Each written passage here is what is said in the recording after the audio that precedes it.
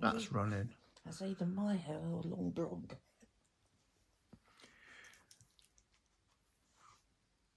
Okay.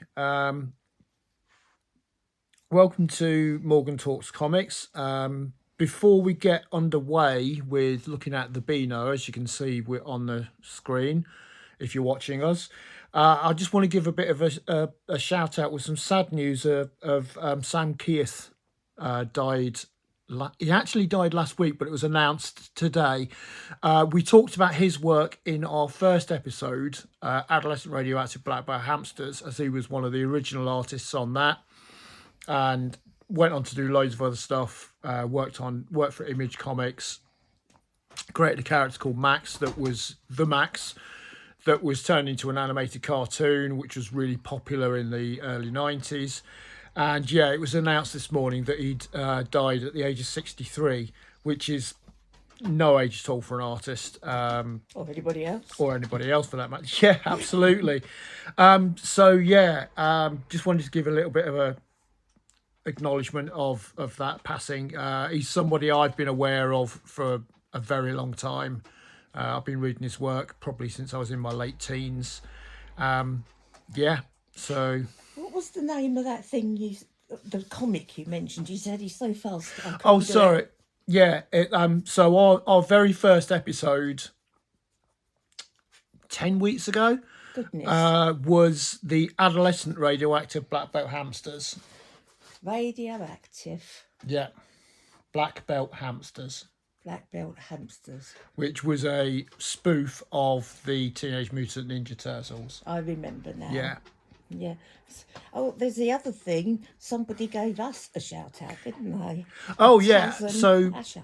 we also want to give a big shout out and thank you to Taz Thornton and Ash Clearwater. They gave us a big shout out, our podcast, a big shout out on their awesomely off topic podcast. So thank you very much, Taz and Asher.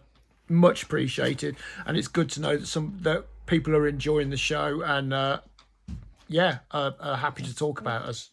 What's the name of their podcast? So that Taz and Ash's podcast is called Awesomely Off Topic. Oh, it's actually called that. It's actually called Awesomely Off Topic, yeah, because it taps in a lot to like ADHD and getting distracted and stuff like that. They just chat, don't they? They kind of chat, and they can and do go off topic. Yeah. Beano. So this week we're looking at a real British institution, the Beano. I've did a little bit of preliminary research before we did this show, before we decided to do this episode. Now, I thought that the Beano was actually 100 years old. Mm-hmm. It turns out it's actually 87 years old. Oh, is that old? So, yeah, it's 87. So, first published on the 30th of July 1938 by D.C. Thompson from Dundee up in Scotland. D.C. Thompson still published today. They publish the Beano. They publish mostly annuals now. Beano has been ongoing as a weekly comic since then. Other comics that they publish, like the Dandy. Dandy actually predates the Beano, I found out. It was a year before that. Dandy now is only published as they usually do a summer special, and it has a hardback annual every year. So it's not really kept up with Beano. No, the Beano has managed to keep going all this time. It reached its 4,000th issue in 2019, and it's the best-selling comic outside of Japan. Because Japan has a big comic infrastructure with manga and anime. So a lot more people. It's more acceptable for people, adults and children, to read comics in Japan. But this is one of the Beano is the best-selling comic outside of Japan. And for once, I actually know it. And what's more, I'm pretty sure I've read it. If you're wondering what the funny black bits coming into the picture, they're the dog. They're Breeze, who we gave some cat food to in very small pieces so that she would keep out of the way, and she's not. So if you hear any sniffing in the background, it's Breeze, not us. No, that's right. Another big... This issue of the Beano is from a couple of weeks ago. just last week, it comes out on a Wednesday. Wednesday, for some reason, is New Comic Book Day. I don't know why. It used to be Saturdays. Anyway, Dennis the Menace celebrated his 75th birthday. He's looking good for 75. Technically, he's 10. So Dennis is a 10-year-old boy in the cartoons. Don't you think that technically is 75 and he pretends to be 10? I think so. Yeah, I think so. So yeah, Dennis, this week, as we talk, has celebrated his 75th birthday, which is amazing. He's now the kind of the flagship character. Would you like me to sing happy birthday to him? If you want to. You're supposed to say no, because I can't sing. You nearly landed me in it then, that one I'm not to sing. Anyway, and the interesting thing, so Dennis first appeared in the Beano in 1951.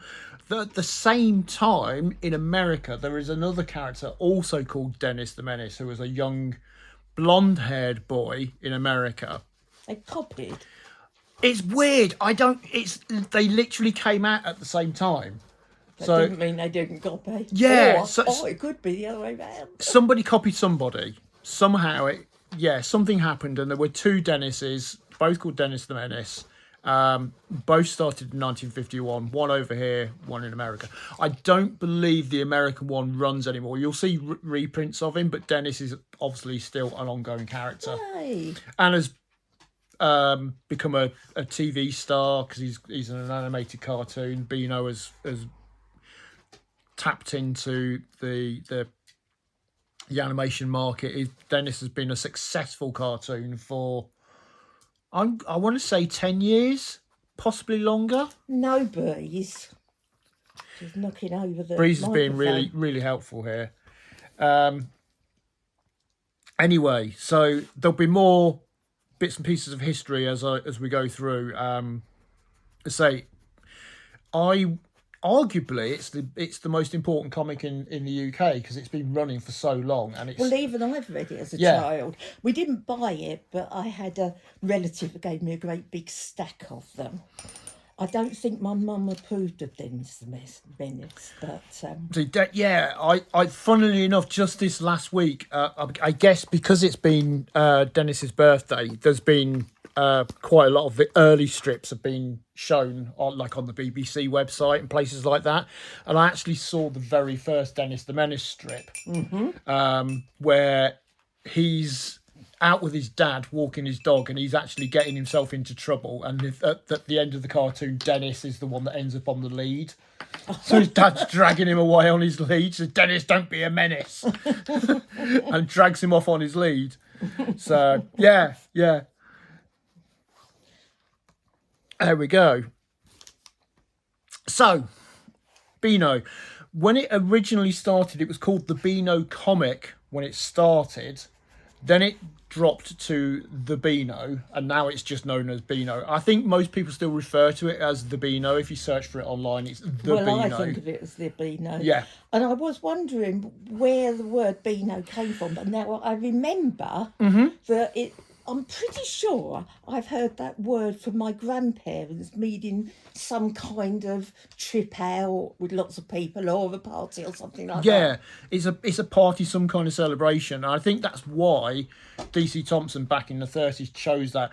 If you think about the fact that, it is getting on for 100 years ago.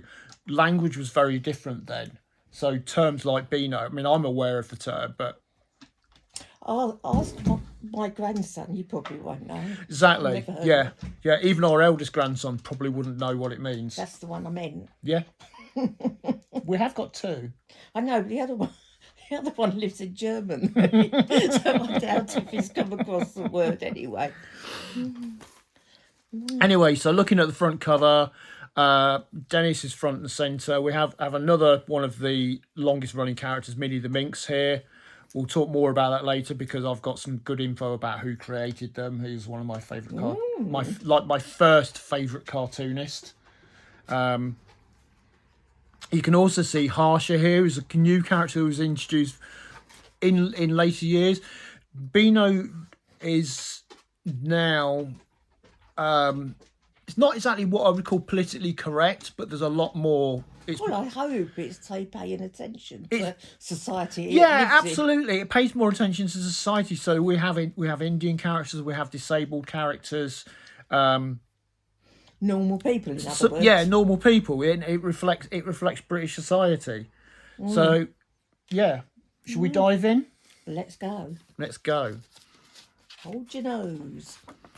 Okay, so the first thing to notice is that the Beano is now printed in full colour throughout. And the fabric, the paper's good. Yeah, and it's on really good quality. Again, the quality of comics is something that's much better now than when they used to be published. I mean, even going back 20 years, there's a difference in quality. So there's much better quality paper, better quality printing, so that the artwork shows up a lot better. Something that they do here now is they get people to write in, and they do "You could be the boss of the Beano," so you'll see a little kid. They'll get picked out every week, and they'll be in cartoon form. Oh, what a good idea. So it's great to get children involved in read. And he's in World Book Yeah, Day, so sorry. this issue from a couple of weeks ago is actually celebrating World Book Day. So here we'll get to another group of schoolboys and girls that I'll tell you a bit more about later, because they're aware of. But what they do now is they use all of the main characters. So you've got Dennis here, you've got Harsha, who's one of the main characters. Harsha, who's one of her family run a joke shop. We'll see her strip later on. Okay. Minnie the Minx and Roger the Dodger, who have been Roger the Dodger, I know that. yeah, have been there since the 50s at least. I don't really remember Minnie the Minx, and I have to say, I envisage something quite different than that. Well, this is it. I mean, Language has changed. language has changed, and characters have changed as well. It was brilliant that. Well, she wasn't a stripper in the early ones, was she? No, she wasn't. She's not a stripper in these ones either. Well, I know that. I can tell. What's also great here is if you can see here where I'm pointing, the writers and artists are credited, not in the way like they were in 2000 AD that we looked at last week, Yes. but they are actually credited on every strip, which I Where think is the credit? I can't see it. it's just here. They've got words. So there's Nigel up to Roney. Oh, do you mean that black bit on there? Yeah. Yeah, and then the artwork here is by Nigel Parkinson, who's a British cartoonist who's That's worked for them. good. Yeah. That's a step in the right direction. The other one's Yeah. got it better, but Absolutely. So we've got a strip here with a collection of the Beano characters celebrating World Book Day at school. yes, that's really good. I thought I really like the idea of World Book Day. Yeah, really do. I think it's brilliant. I think it's really good. So they're all that. I'm hoping that for our American audience, they know that World Book Day. More often it's children that dress up, but some adults do as well. But they dress up as their favourite characters or characters from If books. it's World Book Day, then presumably it's in other countries too. Yeah, absolutely. And it won't well be in the Yeah, US. yeah. Perhaps somebody will tell us. So we've got a lovely colourful strip in a really nice cartoony style. Logical. Nice and logical, follows through quite well. And I can't see the font from here. Is it uppercase or both? It's uppercase. Right. So Way to go then, haven't they? yeah. So whilst the Beano is held up as a really great thing to get kids reading, yeah, we've still got this. Well, Met uppercase this- is more difficult for a poor reader Yeah. to read than upper and lowercase. But it's just this thing that is a standard in comics, that you work in Nothing uppercase. means you can't change. No, And the absolutely. Beano's gone so far to change, it could just go a little bit more. This is it. So you've got characters here talking about the books that they want to read to their teacher. Harsha here is being the Gruffalo. Dan is a sort of like he's a young like a secret agent spy kind of character. So he's talking about James Bond, and then we move in. We see Roger the Dodger, and then they start talking about a haunted castle, and we've got like Frankenstein's monster coming to life here at the bottom of the page. Oh, yes. That's really good to do a whole story. Yeah, of it's book, lovely, and the fact that they allow traditionally the Beano did sort of like single page strips, and I think certainly by the 50s the middle pages was a double page spread, so you'd have 2 pages of story, but here they have 4 pages to allow the story to actually breathe and be told properly. Yes, and then that in itself is encouraging the children to, participate. Yeah, They could they could dress up as the characters in Beano, couldn't they? well, I think kids do. Oh my goodness. Yeah, I think kids do. It's accepted that you can. Some kids dress up as film characters. Some dress up as book characters. Superman, Yeah, lots. and then you can see here there's actually like an advert with a token, so you can go, so kids can actually go out and get a book. So you can get a book for £1. You could go into supermarkets and pick up a book for £1, and they'll have special editions of popular books. Bunny vs Monkey, very popular here. Jamie Smart. I'm never know. Yeah, spin-off from Roald Dahl, so Charlie and the Chocolate Factory here. Yes.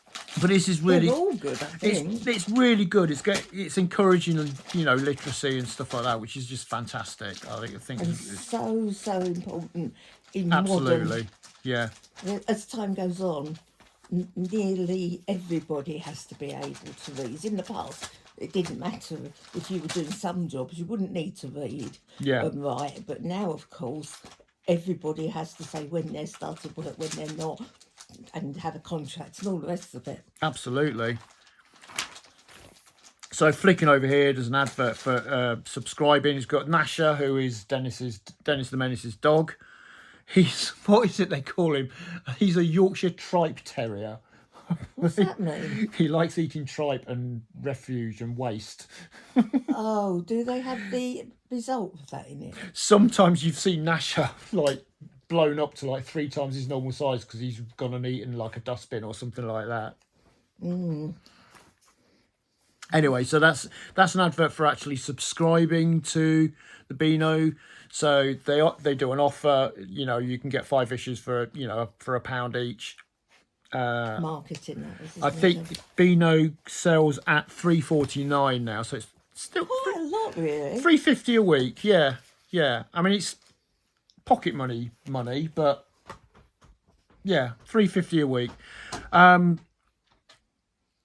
The next strip is Numbskulls. Now, I know that Numbskulls has been around for a long time. I remember seeing it when I looked at Beano, gosh, in the 70s and certainly in the 80s. But I don't. Excuse me. I've got a hair in my mouth. I don't remember the stories I read in the 70s and the 80s. So this is it, because I'm a visual learner and I pick up on visual stuff, so stuff gets stored in my head. Literally, like what it is, the Numbskulls are little characters that live inside the main character's head. Oh, well, that's right for you, isn't it? And they actually control what they say and what they do and stuff like that. That seems very good. Yeah. So here, it's the words and art are by the same person. So there's been one person doing a strip, and as you can see, there's like there's little gag strips at the bottom of each page as well. Where's that? So what do penguins like to eat? Burritos. That's a sign of the times that the kids will know what a burrito is. Yeah. So as I said, that still published by DC Thompson, based in Dundee, up in Scotland, and they really dominated the British comic scene in the 20s and leading into the 30s. The 30s was when they really started going. Yeah. So they've just dominated the market. So here we've got Dennis and Nasha, as seen on CBBC, because they're an animated cartoon now. You know, they're just as popular as an animated cartoon as they are as a drawn cartoon. And being on CBBC is where you need to be. Absolutely, and you can see here we have a character in a wheelchair, so making disability a normal part of the strips. Dennis has always had like a gang with him, so What's the name? I can't Is it a remember. male or female? I can't really tell. Female. There's a young girl who's in. So, like I say, Dennis is supposed to be 10 in these strips, but he's been 10 since 1951. So, Didn't he have all boys in his gang originally? originally, yeah, it was. There was a character called Pie Face who was always eating pies. There I was, remember that. yeah. Is he gone? I think, but I certainly remember seeing Pie Face in some of the animated cartoons, and he still loved eating and stuff like that. But they sort of changed the character, so he became more of like a chef. So he made his own food. He became a real. Even though originally, foodie. yeah, the gag before originally was that they called him Pie Face because he ate pies all the time. Who ate all the pies? Exactly. Is that where the expression came from? I don't know. We'd have to look that up. You can look it up. I'm too lazy. It's your thing. But as I say, Dennis, even though he's still seen as being a troublemaker and gets into trouble, the way comics are now, it's much more. Does he get his comeuppance? He kind of does sometimes. But you said the first one you saw had the lead on it. Yeah. So yeah, the first one, the very first Dennis strip, he was seen at the last panel of the strip was Dennis being led away by his dad on a lead. Now it's much more. I can't think of the right word here, but it's much more Modern. Yeah. So we have disabled characters, we have characters from different ethnic backgrounds and stuff like that, and that's much more. Yeah, it just reflects the real world around us. Yeah, instead the way of it the is. world they wanted it to be at the time. Yeah, and here you can see Dennis interacting with a robot character, so it's reflecting sort of modern technology and stuff like that as well. Yes. So there's Dennis and Nasha having fun with robots. And then we've got a contest page, so there's opportunities for readers to win lots of What stuff. have they got to do? So here they've got multiple choice questions. All of these What's a sort of quiz? there's 3 quizzes, and they're all multiple choice, so you can win an Android tablet here with loads of and there's also some books on offer. Oh, I need a new tablet. Mine's breaking. Yeah. I'm too old. Well, you could fib about your age. Wouldn't do that. You know I wouldn't. Don't spread things like that. Anyway, so I mean, and again, competitions have always been popular in comics and and cartoons. They've kind of been there from as long as they've probably existed. And then we've got some single panel single strips here, and again, everyone's credited. These Calamity James. yeah, and he's kind of the style here. You can see a real mixture of styles of artwork. The artwork here on Calamity James is more akin to sort of like the older, more traditional style that the Beano had, especially from the 50s. It really took off again after the Second World War because obviously they wanted. You can't. They were saving paper and everything. Yeah, exactly. But it became really popular again after the Second World War, leading into the 50s. 50s was a real heyday for the Beano. It really sort of came into its own with the characters and so on. Like I say, with Dennis and Minnie and everyone being coming along.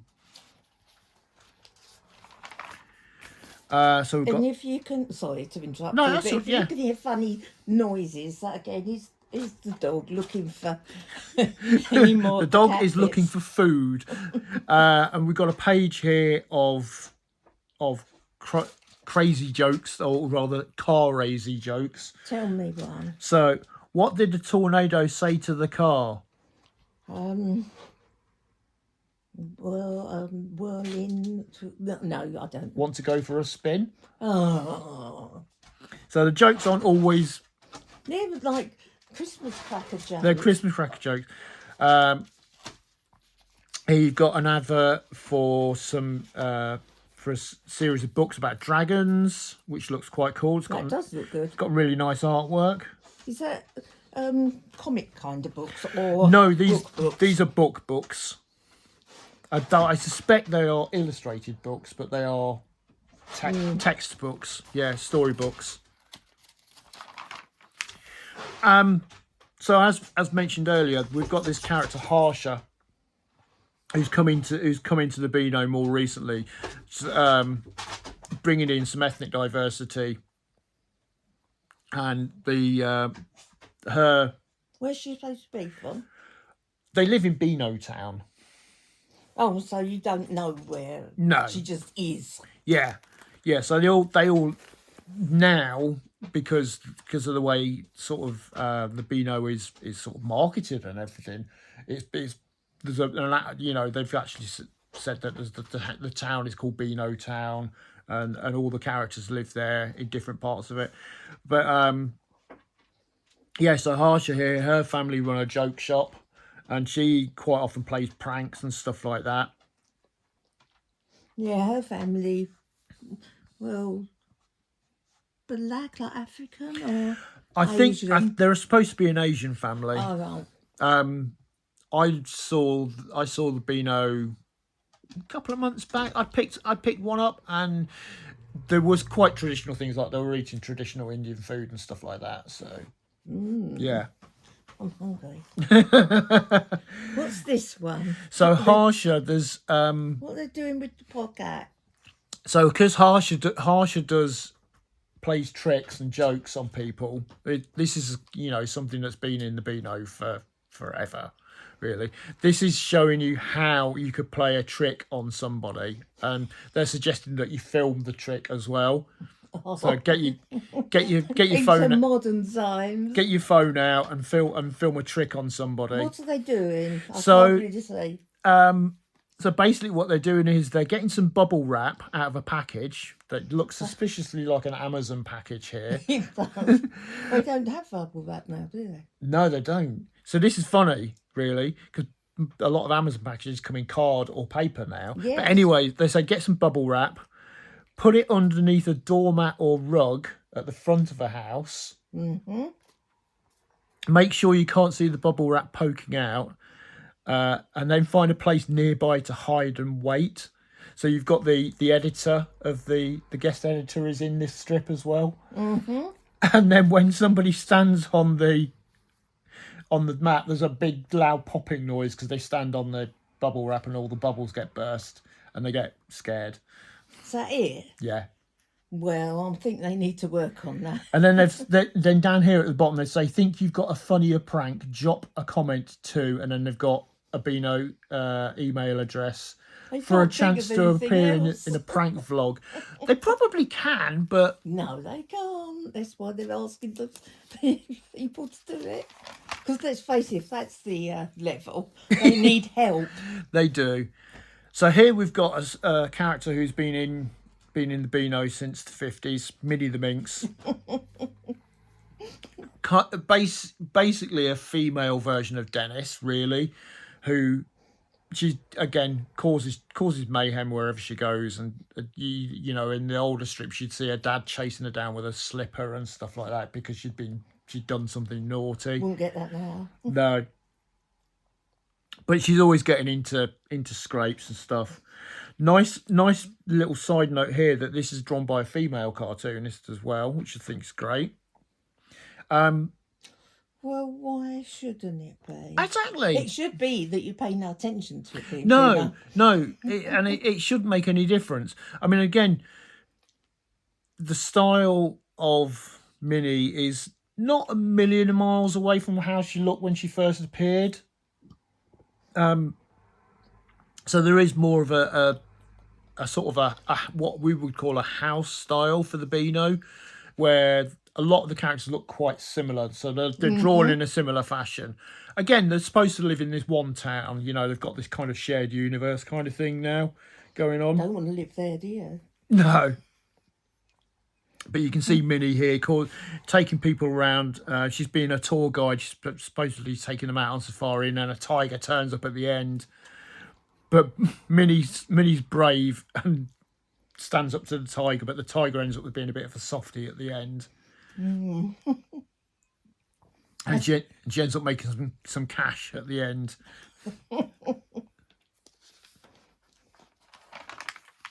Oh, is that a word search? So we've got a big word search here with Minnie down here at the bottom with a load of zoo animals. So yeah, there's a big word search, loads of different animals that you've got to find, and characters from the cartoon. Yes, good for spelling. So this here is the female character from the Dennis story. So this has happened now a lot, that a lot of the other characters have spun off and got their own stories as well. So this is Ruby. She's like a real sort of science sort of geek. You know, she's really into technology and stuff like that. And yeah, in the cartoons as well, you see her making lots of gadgets and stuff like that. By the way, I'm nodding. I forgot to speak. So here she's you can see her in a wheelchair here, and someone's come running over, and she's made some kind of gadget, which seems to do very different things. There's another character here who says he's really accident prone. But it's like he drops some food, so she uses the gadget to blow the dust off it to make it cool, make it clean, and then ties up his shoelaces so he doesn't trip over again, stuff like that. All right. Yeah, thank you, Breeze. She's looking, somebody must be on her territory. She's looking out the window. Yeah. Here we've got another character that's seen at the beginning strip, Dangerous Dan, he's a young secret agent. So his hero is James Bond. Dangerous Dan. Yeah. Right, has he got gadgets? I don't think he has a lot of gadgets. I think I've seen him with like a little walkie-talkie and stuff like that. But he's predominantly works with his wits and his brains more than anything else. Yes. So he's a newer character, again showing a bit of ethnic diversity here as well. Getting into trouble in the cinema, gets stuck on some bubble gum that's on the floor, stuff like that. Then there's the next page is there's another challenge thing here. Have you got Britain's funniest class? So coming up soon. You've got a week to get in there if you're in a funny class. Right, and now the Bash Street Kids. Bash Street Kids. So I've got I've got a bit of a history lesson here. Go ahead. So the Bash Street Kids first came about I think they came up a bit later than Dennis, and it was about 1953 they were originally done. Now, they were created by a great British cartoonist called Leo Baxendale, who worked, originally he started freelance for DC Thompson, so he created the Bash Street Kids. They were originally called, where is it? I've got it written down. Yeah, it was originally called When the Bell Rings, so when the school bell rings. The Bash Street Kids is better. But later, apparently what had happened is that Leo was sitting in the offices, the DC Thompson offices in Dundee, drawing strips for whatever. He created a lot of the well-known characters. Oh. Yeah, which is brilliant.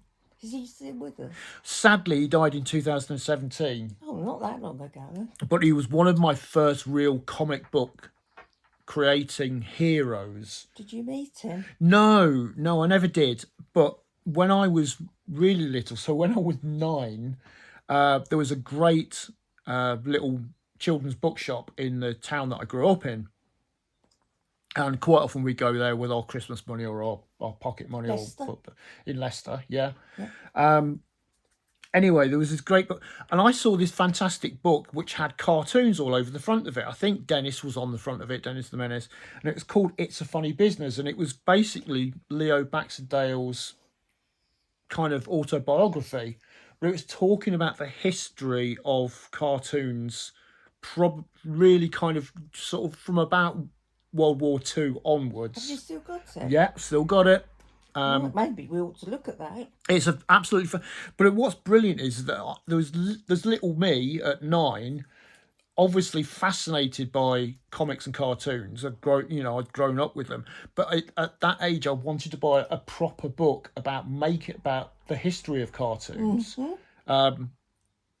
It was great with loads of Leo's artwork in it, and it was wonderful to read. So I've been fascinated by the history of comics as long as I've been reading them, really, especially the British history, knowing because we've not got a massive scene over here, but the fact that things like when we looked at 2000 AD last week, it's been around for nearly 50 years. Beano is getting on for 100 now, which is just fantastic, and it's still published today. Anyway, so yeah, I've gone a little bit off subject here, but it was the first book I actually read about how comics were made and the history of it, and Leo talking about growing up as a jobbing freelance artist working for DC Thompson and stuff like that, talking about other artists who he admired that he worked with and stuff like that, which is great. So Leo actually created the Bash Street Kids. When he first created them, he did, I think it was sort of like a single panel strip, because the the DC Thompson offices overlooked a school in Dundee, so they could see kids coming out and playing at playtime and stuff like that. And apparently that gave them the inspiration for a group of school They kids. do such strange things. They do. They do. They do. But yeah, For me again. so Leo came up with this concept of a cartoon about school kids. When he first submitted it, it didn't get picked up straight away. But it was about 3 years later, which I think was about 1956, I want to say. But then it got picked up by one of the editors of the Beano, and that's when it got. And I think they gave it the title "When the Bell Rings." It was to start off with, it was really chaotic, and the kids were way more troublesome and like tearaways and stuff like that, and like wouldn't do their homework and all this kind of thing. Not a good example at all. That might be why my mum didn't like it. If it was. Yeah. So this is it. The Beano sort of shows kids as being, well, the worst. the worst. Yeah, but they're having fun. It's just that they cause trouble. But like the teacher was the teacher's wife. You saw the teacher's wife occasionally. The teacher is always, as the characters still look pretty much the same as they did originally. They've changed some things again. With changing with the times, there was modernising. for example, there was a character called Fatty. You can't have that now. And you can't have that now. Fatty is now called Freddy. He's still large, but they don't. He's not called fat. No. I was going to say the one that ate all the pies, was he on the large side? No, Pie Face really weirdly wasn't it? It's quite wiry. Right. Yeah. I know people like that can eat themselves silly, and it makes no difference whatsoever. Yeah. Well, you've got Harsher is making an appearance in here as well. So they brought in some other characters. What's here? They slugs. They look like slug. Oh, they're woodworms. They're woodworms. We don't like those. Don't like woodworms. So the woodworms are eating the desks here and everything. And the teacher's throwing down as coming in with a pile of homework or whatever. And he goes to put the homework down on his desk, and it collapses because it's being eaten by woodworms. Did they put the woodworms there? Was that it just happened?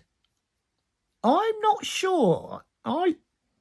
they're looking at the woodworms out in the playground. They're outside playing football, and the goal actually breaks here. You can see the goal breaking when the ball's kicked to it, and then one of the characters, Herbert, he's called, looks at the wood with a magnifying glass, and you can see that there's all these little woodworms So eating all think the it was stuff. a good idea. I'll Yeah. take that inside.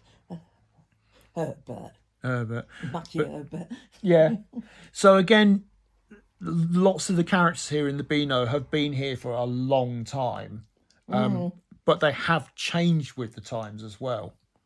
I was thinking that of Herbert, Grubby Herbert and all the rest of it. I wonder if that came from this or whether, because people say somebody's a Grubby Herbert, they've actually taken it and put it into the character. I'm not sure, because I think Herbert is a more recent character. So we've got a lot of the original characters. There's Wilfred, Scotty, Toots, Danny. They were all there in the beginning. Plug, Smithy is a bit dumb. He's a bit silly. You got Plug here, Plug actually launched his own comic in the 70s. He actually had his own comic. Well, that's quite remarkable for a cartoon character, isn't it? It is, isn't it? Yeah.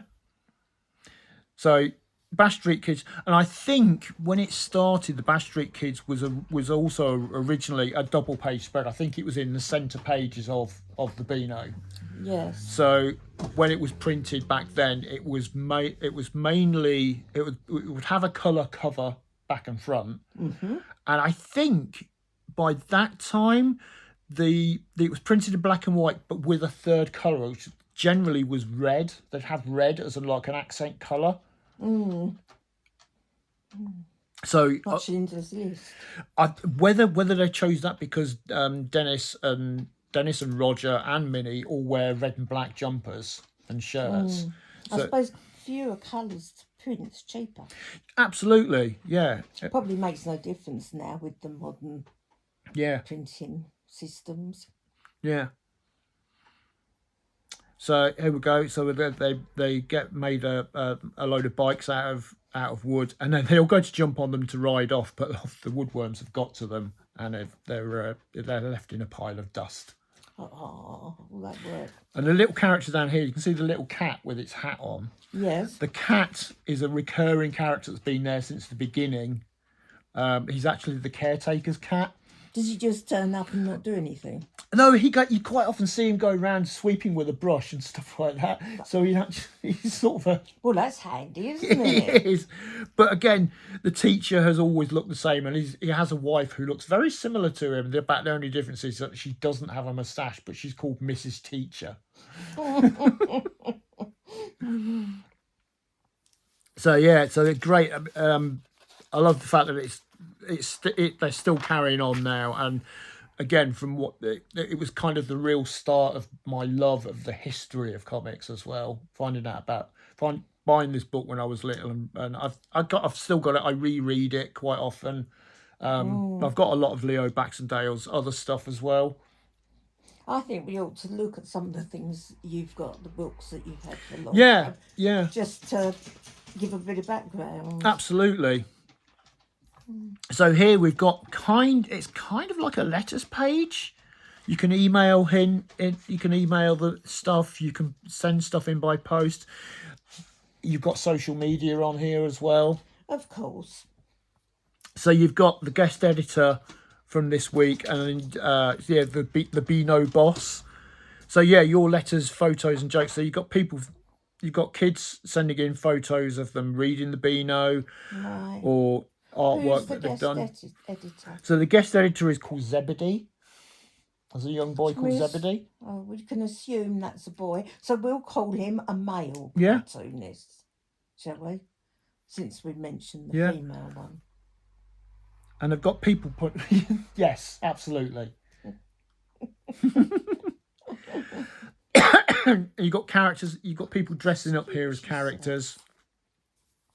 So there's a character here, Sylvie, who's dressed up as Minnie and the Minx, and you've got Minnie sort of giving it a thumbs up. And then every picture in this page has one gets a book sent to them as well. So again, encouraging literacy.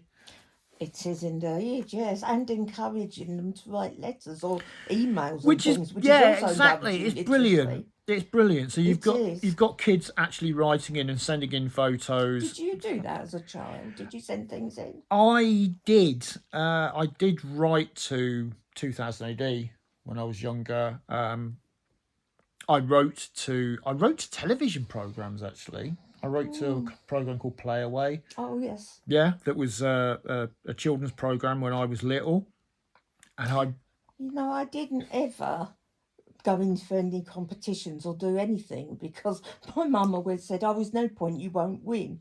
And of course you won't win if you go in. But I if you have to don't say, enter. my daughter won a big prize once in a competition in the libraries. So, you know, people do win. And I know somebody else who won a car. There you go. Yes. So this is really cool. It's encouraging children to engage with the comic Yes. as well, and it's lovely just seeing all the photos of them with lots of copies of the Beano or artwork that they've done, dressing up as characters, stuff like that, sending in jokes. Yes. And then there's a more recent strip here, Betty the Yeti, which is written and drawn by Hugh Rain. So it's, again, we've got an artist who's writing their own strips as well. I thought Yeti was spelled with two T's, not No, two it's always been with one T. Not when I jotted it. So there's little Betty here, who again looks like an Asian character with her friend the Yeti. They're talking about trying to get him to disguise himself as the Easter Bunny here, Like you do. like you do. What's this? Colouring? And then we've got colouring. So here they call it hide and shriek, and they go and help Yeti hide from the angry mob. Draw disguises on him so they run right past. So what I think the running gag in the strip is that Betty is always trying to disguise Yeti, so they Well, don't. he's a Yeti. He's a isn't Yeti. he? They have So people what can trying you to say? catch him and stuff. So they've got ideas of things like you've got like sunglasses here and a crown and shirts and stuff like that. So actually getting people to draw, And be creative. be yeah. creative, yeah, which is brilliant. That's what I love about comics. It encourages creativity so much. Nasha? Yeah, and we've got Nasha. Nipper is his son. I remember Nipper, but I can't remember anything about it. Yeah, Oh, is that the dog called? It's the dog, isn't it? Yeah. Dog called Nasha. so Nasha is Dennis's dog, and I believe Nipper is supposed to be his son. Where's the rest of the litter? I can't remember because I'm sure there was actually a litter. I'm Oh, sure there was right. more than one dog, but Nipper is the only one who seems to have survived. Yes. Did they go and explain the facts of life? I don't think so. No, no. Missed opportunity there, wasn't it?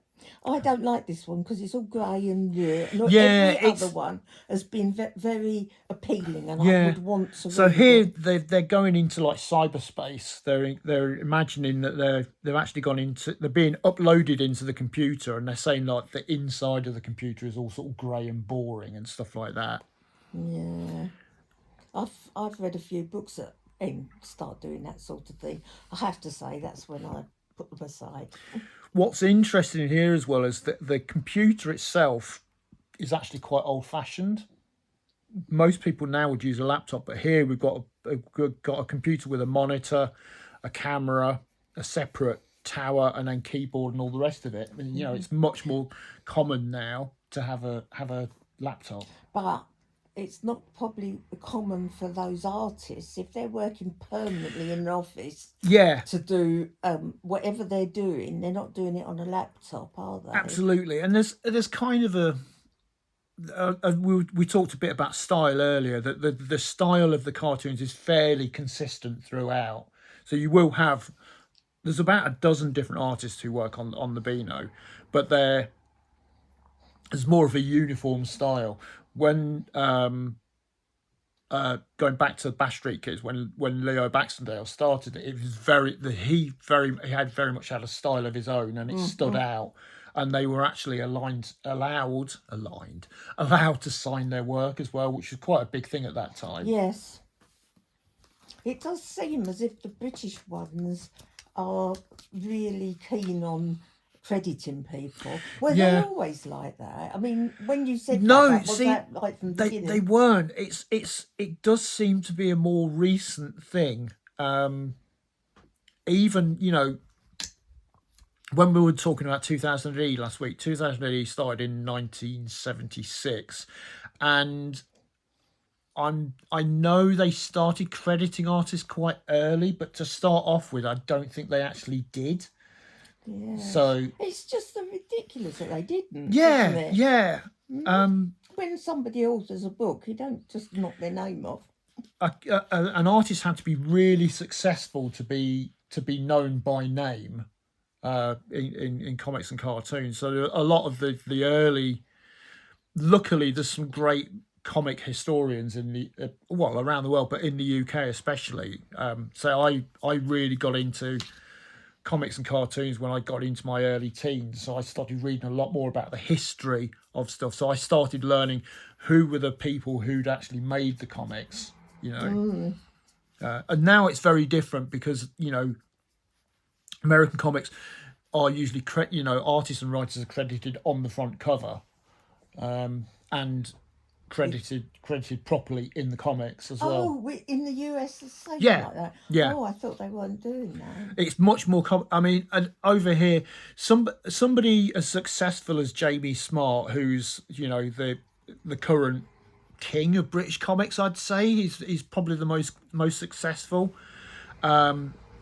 It's great. He's known by name. He's not known because of his characters. You actually know Bunny versus Monkey are really popular, but you know who created them But as they're well. never book, aren't they? Yeah, So you would have that because but books do. but they did start in the Phoenix comic, Oh. and they're now collected into books, and the books are just selling really, really popular. Could you just remind me, Bunny versus Monkey, Yeah. are they British made? Or They are a British. I thought they were. Yeah, they're a British cartoon, but they've become globally successful. The way the children love them. The fact that you can go into a supermarket and buy Bunny versus Monkey books is just absolutely brilliant. So it does show that. And there's a little side note here actually about being able to buy comics in a supermarket. 2000 AD will now be available in Asda. So I know you can get it in Tesco already, but it's now going to be available in Asda. And Asda's a massive amount of stores. So that's really cool. It's got, bigger distribution again. Excuse me. Breeze? No. She's looking at us all innocent as if she's doing nothing. Right. There's a good girl. Another page here, encouraging literacy. So they're talking about reading. We've got another older British character here, Banana Man, who is a sort of a bumbling superhero. And then lots of uppercase. Oh, I really could. I know, but it's encouraging reading, which That's is what I've always thought. That's good. which is brilliant. And another single page strip here, Billy Whiz. Billy Whiz, I think, started in the 60s. So again, another character that's been around for a really long time. What am I looking for? What's the word I'm looking for? They've evolved, have they? Yeah, they've evolved. But he's like he's fast. He's super fast. So that's why it's called Billy Whiz. That's why it's called Billy Whiz. Well, I thought that was another name that had actually not aged well, because when I saw Billy Whiz, I didn't think of going fast. Absolutely. Yeah, you see here, the fastest boy in the world. But again, the way it's drawn is not a million miles away from how it started in, I think, the 60s. I want to say the 60s. The style is not a million miles away from how he looked originally. I can remember seeing it when I was reading the Beano in the 70s. Well, sorry. No, carry on. I was thinking that maybe you need to put them together and actually look. You might Yeah. find they're more different than you think they are. Yeah, absolutely. And then the last strip in the comic is Roger the Dodger, another established character, has been there a long time. You know what you're going to get with this, don't you, roughly? You kind of do. I mean, I mean, What's the joke at the bottom? so what is a cheesemonger's favourite type of music? R&B. Oh my goodness. I love jokes like that. They're really bad. They're really bad. They are really bad. Again, Roger the Dodger's been around for ages, and he's always working. He'd always be coming up with dodges to get out of doing his homework, or his dad would say go and mow the lawn, and he'd work out a dodge so he didn't do it and stuff like that. Bring the goats in. So you can there's a very much a pattern. I mean, there's a pattern to all the strips here. It's like the stories are effectively the same every week. It's just a different joke, or a different, or a slightly different setting. You got Nasha turning up here, And of course, the children reading it, they're coming and going. And they don't know it's all the same. Well, this is it. This is it. Yeah. Some children don't stop, though, do they, Morgan? No, some people do not stop reading comics. And then the back inside cover here, we've got it's advertising for what's coming in the next issue. So it's saying when the number, and then when it's being published, and then here I mentioned earlier Dennis's 75th birthday. So that was coming in. That's, as we were recording that's last week's issue. Have you got a copy? No, I haven't, but I could probably pick one up actually. And down here at the bottom, it's quite small, but there is actually there's the address of DC Thompson in Dundee. There's email here, and there's the You need a microscope. you to do, look at that. and then there's the editing details, and the designers and stuff like that.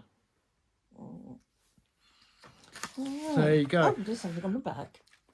And so the back page is this is another reader who's been turned into a cartoon. So you go, come make me a menace, and she's called Not So Innocent Millicent. This is I love this, and I only discovered this recently. As the art here is by a really great British cartoonist called Hunt Emerson, who are luckily Hunt Emerson. That yeah, doesn't sound like a British name, does it? it doesn't, but Hunt is his real name. I believe you. I met him. Oh, when did you meet him? I met him in 1987, and I knew he was going to be at the convention, and I got him to sign. He signed and drew in one of my books of his. And you his still collect- got it? Still got it. So that's another one we could probably look at, looking at British comics, which is great. But Hunt is, gosh, he's been cartooning. Is he still with us? He's still with us. Yeah, he's still with us. He's still working? Still working. Oh, well, evidently, because He publishes a lot of his own material. He's designed record covers. He's done loads of stuff. He's a real aficionado on jazz. Oh. So there's a great collection of cartoons I've got of his, which is about it's called, Let's have a look. which is about Maximilian, who's he's a jazz saxophonist. But this is great here. You can they're taking one of the readers here, and they've actually turned him into a character, and they're being naughty, they're being a menace, but they're seeing how they can get away with it. They set up the premise here that Millicent looks innocent, but and she's going having biscuits, and her mum's saying, "Don't eat your biscuits before dinner," and she's going, "Me? No," and she's looking all innocent, and mum's going, "Oh, you are a good girl, have some more chocolate or whatever." That's very good. Yeah. Can you imagine how thrilled Ming is? Have they got Millicent's proper name? I mean, there's a picture of Millicent here. It just says they're just using her first name, so they're just saying Millicent and not put her full name up. But imagine, and she looks at that. She'll keep that forever. She'll Yeah. be so thrilled. But isn't that brilliant? You can actually be in a comic. No, I'd So, be thrilled to be in a comic. yeah, Why have you never put me in one of your comics? I have put you in one of my comics. Have you? Yeah, you're in my graphic novel. Am I? Yeah, What am I doing? being yourself. Oh, crumbs. So, that's the Beano. I don't think it's bad to say that this is a real British institution. You know, the fact that it's existed for so long, it's still going, it's still popular, kids still love it now. I think a lot of people who have read it since they were kids still read it now. I think everybody would know that Beano was. I think most people in the UK certainly would have probably bought the Beano at least once and probably read it. It's great, the great tradition of I think it's very much a British tradition is that there is an annual every Christmas. And Beano and Dandy still have an annual every Christmas. Is that just a British thing? I'm not sure because I mean, some American comics do what they would call an annual issue, so it would be a thicker issue of an actual comic. But I don't think they do. Over here, we have hardback, this sort of A4, just over A4 size comic. Proper book. But we have a proper hardback book with, you know, I've still got my original 1950s Eagle annuals. Which I mentioned before, my grandmother bought for me. Hang on, is Eagle British? Eagle is a British comic, started Right. in the 50s. So, well, that's something else to ask the US people. Do they have annuals? Yeah, Because every child gets an annual for Christmas, don't they? let us know. Yeah, let us know. You know, do you get an annual every? It used to be a tradition that every Christmas you'd get an annual for Christmas. You do see it now. You're more likely to see them in supermarkets. Certainly, Dandy, Beano, and there's a few other comic ones, but they're quite often there'll be spin-offs from characters from video games and stuff like that. You know, Yeah. Sorry, I drifted off of it. Minecraft had an annual Sorry. quite recently. You know, Minecraft. It's probably not as big now, but it had its moment where it was a really big game. And that there was a proper annual for that. So, there's the Beano. I thought this would be longer. This has been, I think, our longest episode yet so far. Again, partly because I knew a lot about the history of the Beano, because I'm talking about, you know, Leo Baxendale. Well, there's so much about it. Absolutely. That even I know things Yeah. about the Beano. So this is it. Eliza Mariah knew a lot. For a change, you actually knew a lot about the I knew actual we were comic and talking the about. characters. Yeah, Yes. yeah. So there we go. There's the Beano. Okay, and the other question is it available abroad? I'm not sure. I would have So to. I'm asking the abroad people. Yeah, yeah. Let us know, guys, because we know we've got people listening in America and in Australia and other places. Can you get the Beano in your country? You know, have you actually heard of it? So anyway, And what do you think of it? yeah, Does it absolutely. attract What do you think of it? You know, I still think it's great. I think it's great the fact that we've still got a weekly comic out every. You know, it's been out every week for nearly 100 years. It's still going. It's still relevant. It's great. Isn't it 75 years, you said? 78. No, sorry, 87. 87 years it's been going for. Right. Yes, that's approaching 100, isn't it? Yeah, That is very good. yeah. There we go. Right. Thank you for showing me the Beano. You are again. very welcome. I And enjoyed that. Oh, how many out of 10? It's got to be 9.5 out of 10. It misses the half by having too much uppercase and not having it upper and lower case. Don't laugh at me. It's really important. no, for it is. us. It is important. I mean, you can. I mean, look. Just to actually reiterate that point. Looking here on the cover, all of the text, even the smaller text announcing the strips and stuff like that are in it, it's all in uppercase. It's not upper and lower.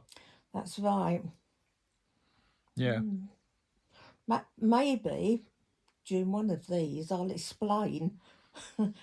I'll explain why it has to be in upper and lowercase. I'm always banging on about it, aren't I? And hopefully we'll dig out a comic. Say Marvel have used it. They've sometimes in some of the Spider-Man comics, it's the captions in the bubbles, as the comics used to talk, were actually done in upper and lowercase. Well done. Who was that? So that was Marvel Comics. Well done, Marvel. And that's You're actually marvellous. And that's actually been recent, That is good. Yeah. And Spider-Man's a big title, Spider-Man again is a character that's known outside of people that read comics.